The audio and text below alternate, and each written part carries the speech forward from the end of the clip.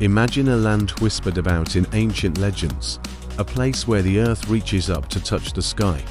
In the heart of America lies a mystical forest, so lush and vibrant it feels like stepping into a Ghibli film. This is Pa-a-Sapa, the Black Hills, a sacred land for the Lakota people. For generations, they saw these mountains not as stone and dirt, but as the six grandfathers, the very heart of their spiritual world. It was a place for vision quests, for connecting with the Great Spirit, a sanctuary of profound peace and power. Into this sacred landscape, in the early 20th century, walked a man named Gutzon Borglum. He wasn't a warrior or a shaman. He was an artist, a sculptor with a vision as colossal as the mountains themselves. He carried blueprints not for a temple, but for a monument of unprecedented scale. Borglum looked at the granite cliffs and saw something else entirely. He saw the faces of giants, the founding fathers of a nation, waiting to be awakened from the stone. His dream was audacious, almost fantastical, to carve a shrine of democracy into the very soul of this ancient land. The creation of Mount Rushmore was an epic saga, a real-life fantasy played out on a mountain stage. Picture this: hundreds of men, mostly miners and sculptors, dangling from steel cables hundreds of feet in the air. They weren't just chipping away with hammers and chisels, they were masters of dynamite. With each blast, plumes of granite dust bloomed against the sky like magical explosions, shattering tons of rock with controlled precision. It was a dance between human ingenuity and raw, untamed nature. Slowly, painstakingly, the mountain began to surrender its form. First, an outline, then the subtle curve of a cheek, the strong line of a jaw.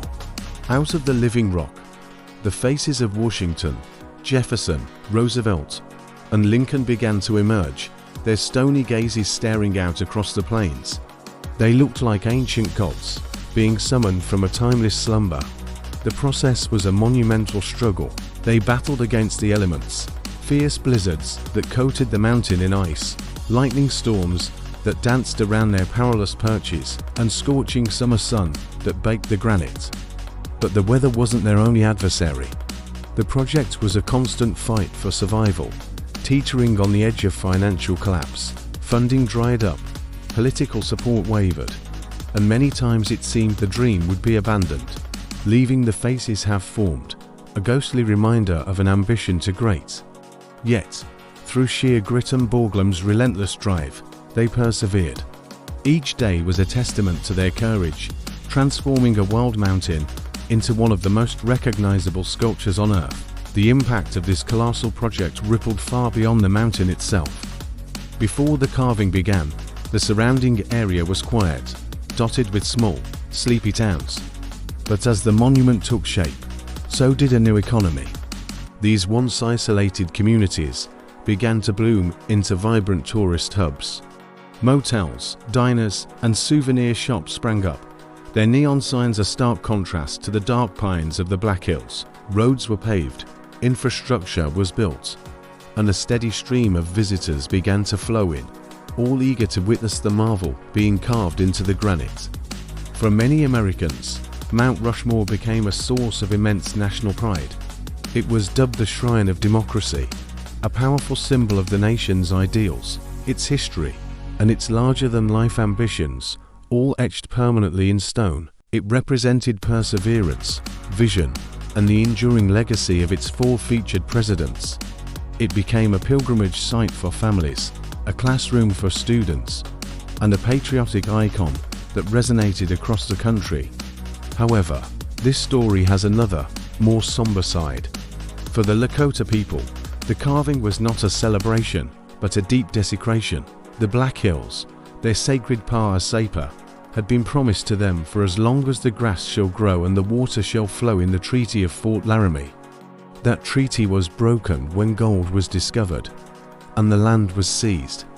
To see the faces of the very leaders who presided over the expansion that displaced their people carved into their most sacred mountain was a profound insult. The six grandfathers had been defaced, and the monument became a painful, daily reminder of broken promises and a history of conflict.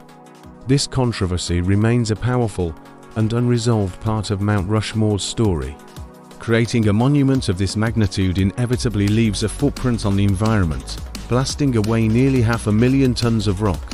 Building roads and developing tourist facilities all had an ecological impact on the delicate ecosystem of the Black Hills National Forest. Today, the National Park Service works to balance the preservation of this natural wonder with the demands of managing one of America's most popular tourist attractions. They monitor water quality, manage the forests to prevent wildfires, and work to protect the native wildlife that calls the area home. It is a continuous effort to ensure the landscape that captivated people long before the carving began can endure for future generations. So, what is Mount Rushmore today? It's more than just a tourist destination.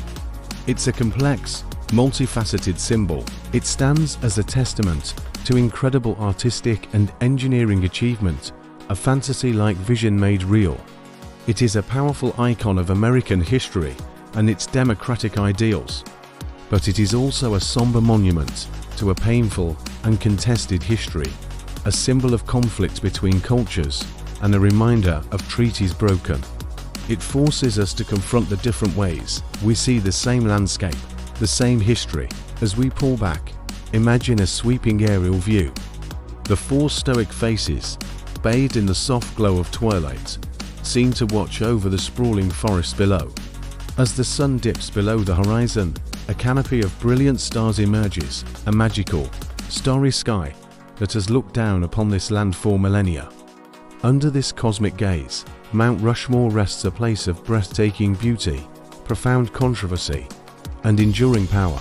A sculpture of giants, carved into a sacred mountain, forever telling a complex American story. Thank you so much for watching.